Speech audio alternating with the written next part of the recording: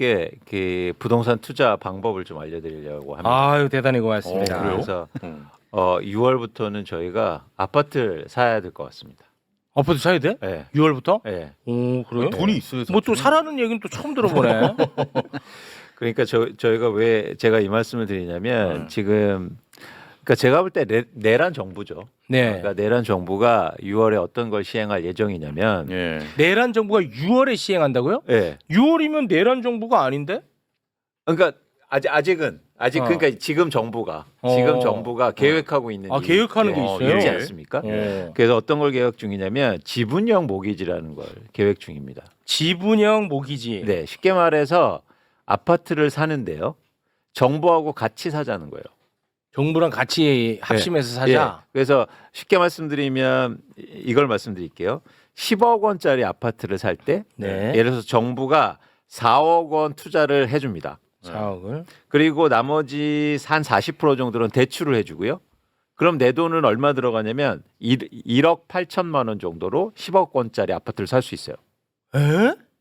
충격적이죠. 와. 예, 이런 제도가 6월부터 그러니까 목표는 시행한다는 목표고요. 예. 더 충격적인 게 있습니다. 뭐냐면 이제 집값이 변동될 거 아니에요. 네. 그래서 오르면 오른 걸 지분만큼 나눠 갔습니다. 아 오르는 지분만큼 정부랑 산 사람이 나눠 가죠. 그렇죠. 그거 합리적일 수 있죠. 근데 여기가 핵심인데 만약 집값이 떨어지잖아요. 떨어져. 그러면 100% 정부가 책임져요. 떨어지면 또 정부가 책임지고. 네, 100%. 그러니까 가격이 오르면 나눠 갖고 떨어지면 정부가 전부 다 책임지고. 정부 부동산이 아니고 네. 그 부동산 이름이 정부 아니에요? 부동산 상호명이 정부 아니고 진짜 정부 아파트, 국가 예, 우리나라 그렇습니다. 정부. 그렇습니다. 왜 그런 거를 해 정부가? 그러니까 중요한 건 뭐냐면 그러니까 우리 개인적 입장에서 뭐냐면 이거를 왜 투자 안 합니까? 안 할 이유 없지 그렇게 그렇죠. 해주면 10억짜리 아파트를 사는데 손해볼 게 없잖아. 1억 8천만 들어가고 오르면 나눠 갖고 대출 다 해주고 정부가 투자해주고 떨어지면 정부가 다 손해 책임지고 누가 안 사냐는 거예요. 안 살 이유가 없지. 그러면 수요가 엄청나게 증가할 거고 예. 네. 뭐 투자든 투기든 엄청나게 증가할 거고 그러면 집값이 어떻게 될까요? 그럼 엄청 오르지. 지금 이 제도를 시행한다고 정부가 지금 내란 정부가 하고 있습니다. 왜? 왜일까요? 그러니까 지금 어떤 문제가 있냐면 대한민국의 부동산 시장이 가계 대출이 급증했거든요. 네. 그것도 맨날 그 가계대출을 지금 위험하다고 맨날 얘기했잖아. 그렇습니다. 그러니까 어떤 현상이 일어나냐면 집을 못 사요, 더 이상. 그렇죠. 그렇죠. 예. 그러니까 집값이 떨어질 것 같은 거야. 수요가 줄고 거래가 감소하고 있고. 그러니까 정부가 새로운 방법을 고안해낸 겁니다. 집값 떨어질까 봐. 그러니까 왜? 집값 떨어질까 봐. 아니 그 떨어지면 왜 안 되는데? 집을 갖고 있는 사람들이니까 다. 와. 그게 더 충격적이죠. 또 하나 저는 어떤 말씀을 드리고자 하냐면 예. 사실은 이게 전 적폐라고 생각하는데 대한민국에서 가장 큰 적폐가 뭐 저희가 사법 적폐도 얘기하고 뭐 여러 가지 얘기를 하고 있지 않습니까? 네. 근데 이 금융 적폐가 엄청나게 큰 거예요. 아 그게 커. 그러니까 금융사들과 아 금융사. 예를 들어서 우리나라에서 쉽게 말해서 이자에서 돈 버는 사람들 대부분 부동산에서 돈 벌지 않습니까? 그렇지. 지금 우리나라가 어떤 상황이냐면 삼성전자가 연간 영업이익이 110조 원 정도 내거든요. 110조. 네. 삼성이. 네. 근데 예를 들어서 은행권들이 이자 수익으로만 200조 원 이상을 벌고 있어요. 야 이거는 나쁜 나라야. 네. 이거는 나쁜 나라라니까. 네. 근데 대부분 이자가 어디에서 들어오냐면 부동산 대출에서요. 그러니까 사람들이 이제는 집값이 너무 많이 올랐고 대출을 더 이상 못 일으키면서 집을 못 사지 않습니까? 그러니까 당장 대출이 줄 것 같은 거예요. 내 이익이 감소할 것 같은 거예요. 그렇지. 그러니까 야 니네 대출 조금만 내. 정부하고 같이 사자. 이런 게 고안된 거예요.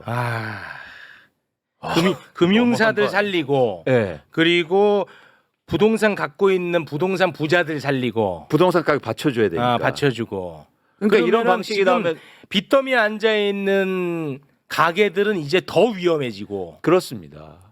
그리고 집값이 떨어지면 만약에 떨어진다면 아니 부동산 가격이 계속 오를 수 없지 않습니까? 없지. 만약에 떨어지면 정부가 책임지면 우리나라 정부나 우리나라 국가는 어떻게 되겠습니까? 그러면은 재원 다 고갈되고 가뜩이나 지금 정부 돈 없는데. 그러니까 서브프라임으로 가는 거예요. 아 그러면 이제 나라가 망하네. 그렇죠.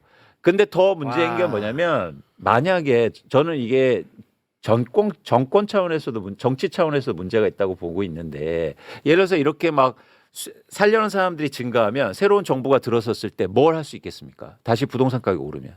그럼 블락홀로 빠지는 거예요. 문재인 정부처럼 된다고요. 아무것도 못해. 아 맞아. 부동산 가격 오르면 뭘 할 수 있겠습니까? 당장 지금 내수 경기를 회복시키려고 막 추경이라든지 이걸 대대적으로 준비하고 있단 말이죠. 네. 근데 부동산 가격이 막 이렇게 폭증하기 시작하면 아무것도 못할 거 아니에요. 그렇죠. 그러면 다시 사실은 정권 뺏길 수도 있어요. 맞아. 그러니까 이 지분형 모기지 반드시 막아야 된다. 지금까지 설명 들으셨던 지분형 모기지가 이제 2025년 하반기 출시를 앞두고 있습니다. 주택금융공사에서 출시되는 지분형 모기지. 모기지는 주택담보대출이라고 이해하시면 됩니다. 정식 명칭이 지분형 주택담보대출입니다. 지분형 모기지가 출시되면 무조건 아파트를 사야 된다. 이렇게 설명하면 좀 오버 아닌가라고 이제 느껴지실 수 있겠지만은 아마 설명을 자세히 들으신 분들은 수긍하실 겁니다. 지분형 모기지는 이름 그대로 아파트를 살 때 정부와 함께 지분을 나눠서 사는 겁니다. 지분을 나누면 수익과 손실을 같이 하는 게 일반적인데 지분형 모기지 같은 경우에는 수익은 정부와 함께 하되 손실은 정부가 일방적으로 떠안는 이런 구조를 가지고 있어서 무조건 아파트를 사야 된다라는 요런 이제 말씀을 드린 거죠. 예를 들어 10억짜리 아파트를 살 때 주택금융공사가 4억 원의 지분을 대고 나머지 대출로 4.2억 원, 70% 지금 이제 무주택자 같은 경우에는 60에서 70%까지 LTV를 적용받고 있죠. 그리고 자기 자본 1억 8천만 원을 가지고 이제 10억 원 아파트를 살 수 있습니다. 하지만 정부 지분이 공짜는 아니고 정부가 출자한 지분 비율, 그러니까 여기 4억 원만큼에 대해서는 2% 정도의 임대료 개념의 이자를 내야 합니다.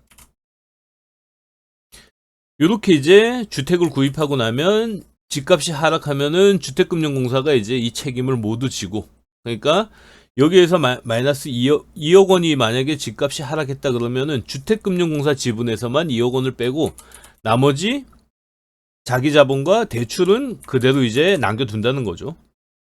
요거 같은 경우에는 사실 지금처럼 집값이 어떻게 될지 모르는 이런 상황에서는 굉장히 이제 합리적인 투자 같아요. 수익은 좀 덜 보더라도 손실은 완전히 이제 정부로 넘겨놓을 수 있는 이런 방법인 거죠. 오르면 시세 차익에 대해서는 정부와 집주인이 지분만큼 나눠 갖고 떨어지면 정부가 100% 책임지는 구조입니다. 위험은 전혀 없고 수익은 나눠 갖는 그런 마법 같은 부동산 투자 방법이 이제 출시되는 겁니다. 무조건 사야겠죠? 물론 아직 시범 사업으로 이제 시행되는 거라 지속될지 이런 것들은 향후 지켜봐야 됩니다. 금융당국은 2030 세대의 무주택자가 쉽게 내 집 마련을 할 수 있도록 돕고 폭증하는 가계 대출을 억제하기 위해 지분형 모기지를 출시한다고 합니다. 근데 말에 좀 어폐가 있죠? 가계 대출을 억제하기 위해서 집을 사도록 더 이렇게 부추긴다? 이것이 좀 이상한 것 같아요. 가계 대출 억제 효과는 없을 것 같고 오히려 폭증할 수 있죠. 가계 대출이. 물론 이제 정부 지분만큼은 덜 늘어나겠지만은 굳이 이제 집을 대출 너무 비싼 집을 지금 이제 사기 어려운 분들한테 정부가 지분 투자를 해가지고 집을 사도록 돕겠다. 취지는 어떻게 보면은 좋게 해석할 수도 있지만은 뒤에서 보시면 아마 좀 다르게 해석할 수 있습니다.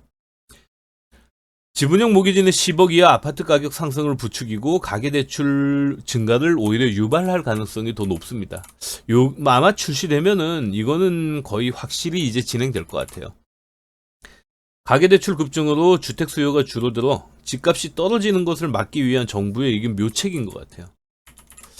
근데 어떤 결과로 이어질지 아마 정부가 말한 것과는 전혀 다른 결과로 이어질 가능성이 높아서 좀 우려가 많습니다. 지분형 모기지는 무주택자를 위한 대책이지만은 결국 은행, 건설사, 다주택자를 위한 대책일 가능성이 굉장히 높습니다. 지금 무주택자가 정말 원하는 것은 비싼 아파트를 지분 투자를 받아서 쉽게 살 수 있는 방법이 아니고 아파트 가격이 좀 합리적으로 이제 하향 평준화 돼가지고 내 돈 가지고 내가 스스로 살 수 있는 그런 이제 아파트 가격까지 내려가길 이제 원하는 게 무주택자가 정말 원하는 게 아닐까요? 근데 오히려 이번 이제 지분형 모기지 같은 경우에는 아파트 가격을 받쳐주는 그런 정책이라 사실 뭐 부작용뿐만 아니고 굉장히 뭐 제가 보기에는 좀 안 좋은 부분, 뭐 악영향이 더 많을 것 같습니다. 지분형 모기지가 도입된다면은 뭐 두 가지 시나리오 정도를 예측해 볼 수 있겠죠. 일단은 집값이 올라갈 경우, 그리고 집값이 떨어질 경우.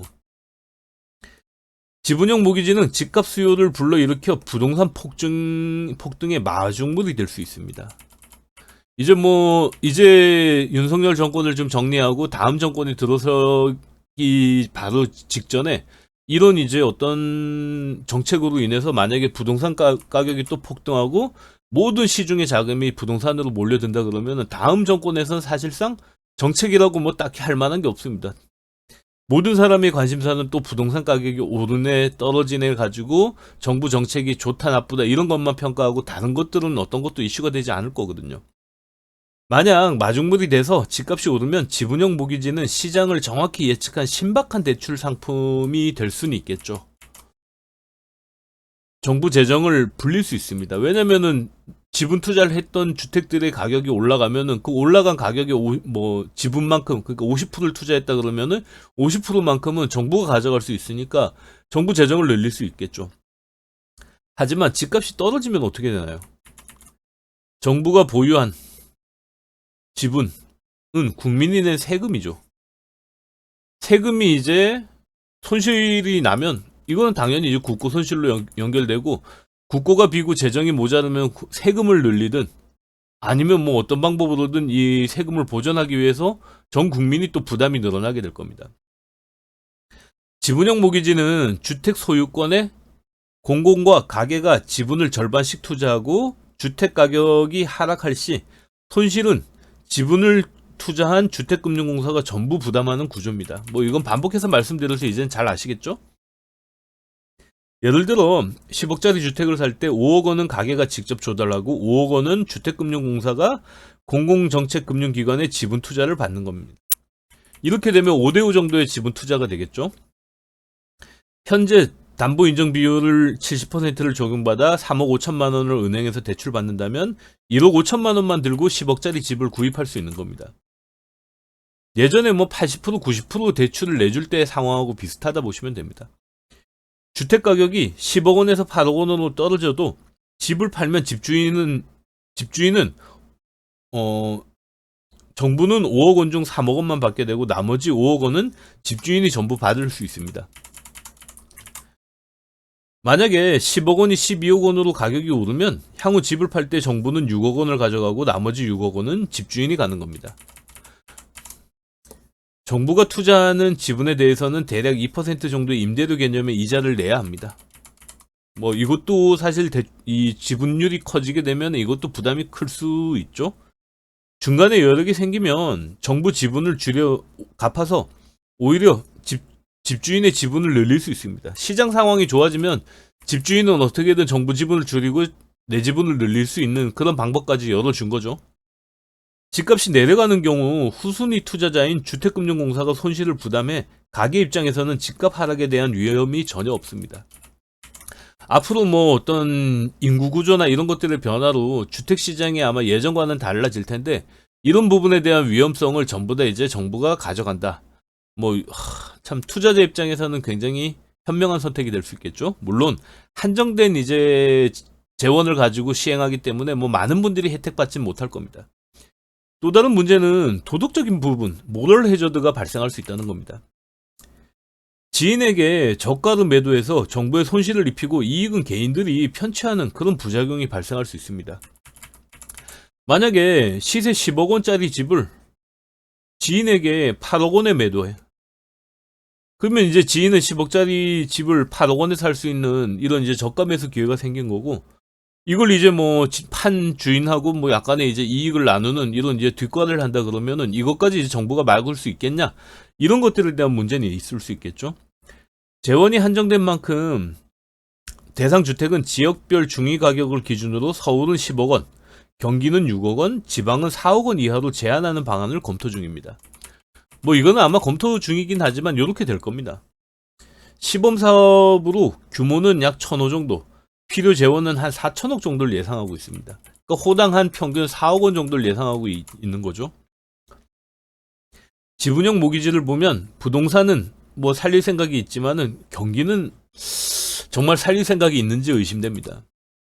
만약 1억 5천만 원을 보유한 가게가 10억짜리 아파트를 구매하면 주택금융공사 지분 5억 원, 은행 대출 3억 5천만 원, 요렇게 이제 뭐 결국엔 외부 자금을 조달하게 되는데, 은행 대출 금리가 만약에 연 5% 그리고 30년 상환으로 이제 했을 경우 요렇게 해서 대출을 갚는다고 하면은 한 달에 매달 이제 원리금으로 갚아야 되는 돈이 188만 원 정도 됩니다.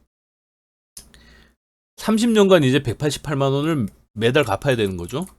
여기에 추가로 정부 지분 5억 원에 대한 이자를 연 2%씩 갚는다 그러면 매월 한 83만 원 정도의 어떤 임대료 개념의 이자를 내야 됩니다. 정부에다가. 결국 그 합산하면은 거의 매달 271만 원 정도를 지불해야 합니다. 그러니까 이거는 뭐 집을 깔고 앉아갖고 매달 한 300만 원 가까운 돈을, 여기에 이제 뭐 공과금 여기 관리비 플러스 하면 그냥 300만 원이거든요. 300만 원을 그냥 이제 아파트에 주거 비용으로 이제 지불하고 나머지 그 돈을 가지고 써야 되는데,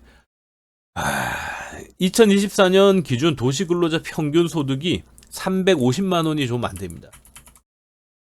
그럼 만약에 이제 도시근로자 평균 소득 정도를 가지고 있는 집에서 이걸 만약에 샀다 그러면은 한 달에 한 80만 원 정도를 가지고, 80만 원 되나요? 저기 뭐 300만 원 정도를 잡는다 그러면은 한 달에 한 50만 원 정도를 가지고 먹고 살고 뭐 이 사람들이 할 걸 다 하면서 살아야 됩니다. 이러면은 경기가 돌아가나요? 2030 세대를 위한 정책이라고 하지만은 만약 2030 세대가 이걸로 지분형 모기지로 집을 사면 뭐 집만 사면은 모든 게 다 해결되나요? 공과금 내야죠. 생활비 발생하죠. 먹고 살아야죠. 애들 낳으면 사교육비, 자동차 구입, 보험료, 여행, 경조사, 뭐 이런 최소한의 이제 사람 구실을 하면서 살아가는 기본 비용들은 계속 늘어나고 있습니다. 이런 상황에서 저런 주거 비용을 감당해야 된다 그러면은 나머지 생활을 줄일 수밖에 없겠죠. 버는 돈의 절반을 대출을 갚는 데 사용한다면 먹고 사는 비용이 줄어서 결국 경기 침체는 피할 수 없습니다. 소비할 사람이 없는데 경기가 어떻게 살아납니까? 삼성전자 연간 영업이익이 110조 원입니다. 은행 이자 수익이 200조 원입니다. 1년에. 200조 원의 대부분은 부동산 담보대출에서 발생하고 있습니다. 정말 뭐 은행 대단한 사업 아닌가요? 소위 부자라는 사람들은 노동이 아닌 자본으로 돈을 버는 사람이 지금은 한국 사회에서 당연하게 받아들여지고 있습니다. 이젠 열심히 일하면은 그냥 개미, 그리고 아니면 저소득층, 그 중산층까지도 뭐 노동으로는 가기가 힘든 것 같아요. 이런 상황에서 정부는 위험을 떠안으면서까지 대출을 늘려서 집을 사라는 방안을 이번에 내놓은 겁니다. 만약 지분형 모기지가 마중물이 돼서 집값이 급등한다면 가계대출은 더 가파른 속도로 늘어나게 될 겁니다. 결국 이번 이제 뭐 이렇게 부동산 가격을 떠받치면 은행, 건설사, 다주택자들은 다시 한번 호황을 누리게 될 겁니다. 향후 주택을 구매할 실수요자들의 부담은 계속 커지게 되는 거죠. 그럼 나중에 이제 뭐 만약에 10억짜리 아파트가 15억이 됐다. 이때 15억짜리 아파트는 누가 삽니까? 그때 돼가지고는 뭐 정부의 뭐 지분 투자 비중을 막 70% 80%까지 늘릴 겁니까? 결국엔 이제 장기간 지속할 수 없는 그런 이제 지금 방법들을 시행하고 있는 것 같아서 조금 마음이 아프네요. 저도 이제 뭐 아이들이 뭐 좀 있으면 이제 대학도 가고 결혼도 하고 집도 사야 될 텐데 그때 돼가지고 과연 서울 경기권에 살 수 있을지 뭐 이런 것들도 걱정입니다. 물론 이제 뭐 부동산 가격 이런 것들이 예전 같지는 않을 겁니다. 하지만 지분형 모기지 시행 후 주택 가격이 떨어지면 대출을 한 은행과 집주인의 위험을 정부가 다 감당하기 때문에 정부 재정에 심각한 위험을 초래할 수 있습니다. 이런 것들도 우려되고 올라도 걱정, 떨어져도 걱정. 지금 부동산 시장이 딱 그런 것 같아요. 이번 지분형 모기지가 뭔가 다른 해법이 된다라기보다는 오르는 쪽에 혹시라도 마중물이 되지 않을까 이런 것들이 좀 염려가 되네요. 아무튼 오늘은 지분형 모기지에 대해 살펴봤고, 지분형 모기지가 정말로 실행이 될지는 아직 지켜봐야겠지만은, 실행이 된다 그러면은 뭐 실수요자 입장에서는 굉장히 촉각을 곤두세우고 지켜봐야 될 정책이 아닌가 싶습니다. 이만 마치고 구독과 좋아요 부탁드립니다.